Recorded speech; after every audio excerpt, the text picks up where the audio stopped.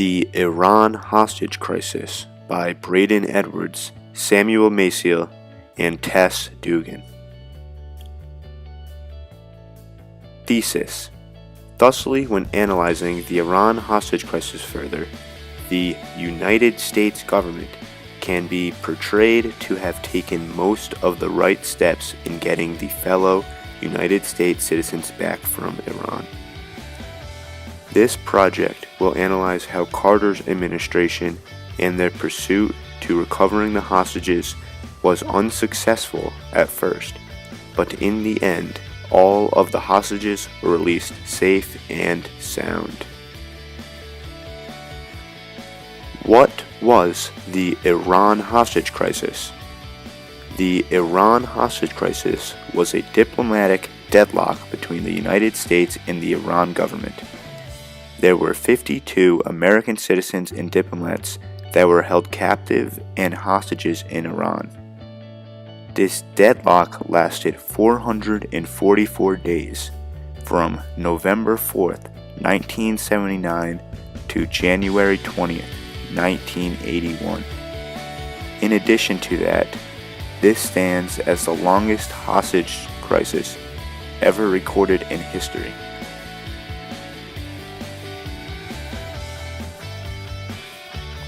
Why did Iran do this? The cause of this hostage situation was the result of President Jimmy Carter's decision to allow Iran's deposed Shah, a pro-Western autocrat who had been expelled from his country some months before, to come to the United States for cancer treatment. The Iranian government was very fond of the decision made by Jimmy Carter to let him into the United States of America. As well as that, it was an overextended way for the student revolutionaries to declare a break with Iran's past, and an overextended way to end American interferences in its affairs. It was also a way to raise the intra and international profile of the revolution's leader, the anti-American cleric Ayatollah Ruhollah Khamenei.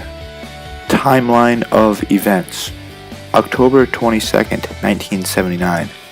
The Shah is allowed to enter the United States to receive medical treatment for cancer. November 4th, 1979. Iranian students demonstrating outside of the United States Embassy in Tehran storm the embassy and take 90 people hostage, including 66 Americans. November 5th, 1979. The next day, Iranian governments cancel military treaties with the United States and the Soviet Union. Treaties that would permit United States and Soviet military intervention. November 7th, 1979. United States President Jimmy Carter sends former Attorney General Ramsey Clark and Senate Intelligence Committee Staff Director William Miller to Iran to negotiate the release of the hostages. Ayatollah Khamenei refuses to meet with them. November 17th, 1979. Khamenei orders the release of female and African American hostages. They are released November 19th and 20th, bringing the total number of U.S. hostages to 53. December 4th, 1979. The United Nations Security Council passes a resolution calling for Iran to release the hostages. April 25th, 1980. 8 U.S. servicemen are killed when a helicopter and a transport plane collide during a failed attempt to rescue the hostages. July 11th, 1980. Another hostage is released due to illness.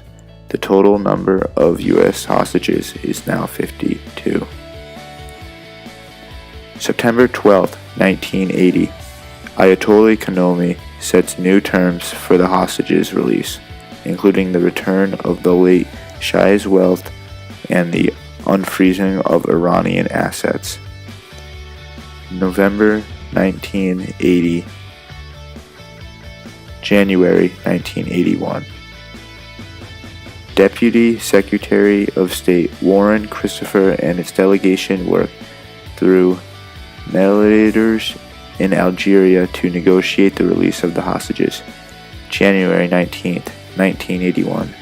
The United States and Iranians sign an agreement to release the hostages and unfreeze Iranian assets. January 20th, 1981. The remaining 52 hostages are released and flown to Wiesbaden Air Base in Germany.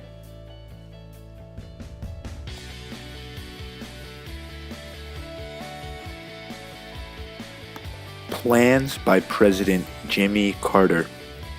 President Carter's plan to get his American hostages released was to strike the Iranian economy. President Carter decided to apply economic and diplomatic sanctions on Iran, which froze around 8 billion of Iranian assets on November 14th, 1979. Because of this, Khamenei, the former supreme leader of Iran, was still unfazed. In fact, he practically used the sanctions as the latest example of the United States acting against the interests of the Iranian people. Although 13 hostages were released on November 19th and 20th, 53 continued to be held. And as Christmas passed, it became apparent that a solution to the crisis would be far more complicated than first anticipated. More decisions that Jimmy Carter took. One of President Carter's decisions was to get the American hostages home, which ended tragically. President Carter, in April 1980, frustrated with the slow pace of how things were going, Carter decided to launch a risky military rescue.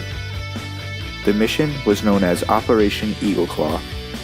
The plan was to send an elite squadron of troops to rescue the troops from the embassy where they were being held.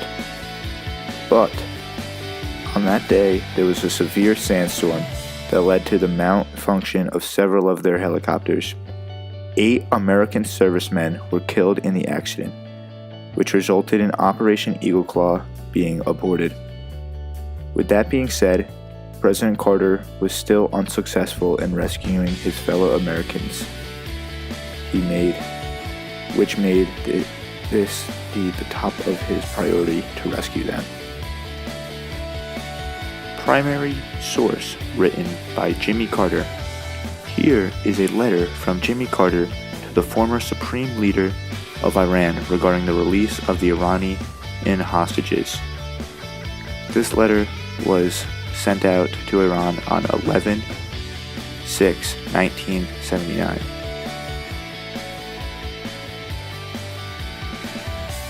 Why the decisions made by President Carter were unsuccessful. These actions by Jimmy Carter so far have been looked at as unsuccessful to the American public.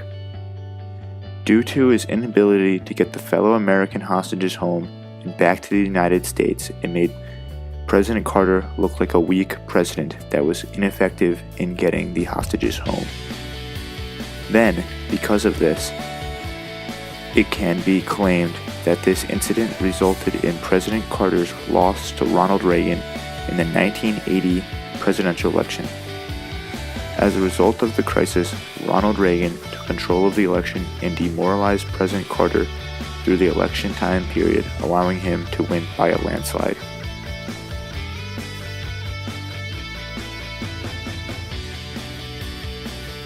This is a New York Times article regarding Ronald Reagan's win over President Jimmy Carter, and it shows his inaugurational address of the 1980 election. Why the approach Jimmy Carter took was successful in the end. The approach by Jimmy Carter was successful in the end because they never did any bold or rash decisions that got any of the American citizens killed. For example, if the US government threatened to, say, drop an atomic bomb on Iran, the former supreme leader of Iran could have just killed a few of the hostages. Thus, that would result in American casualties that should not have been lost due to a bold or rash decision. This proves that President Carter and the United States government has the ability to show patience even when the pressure is extraordinarily high.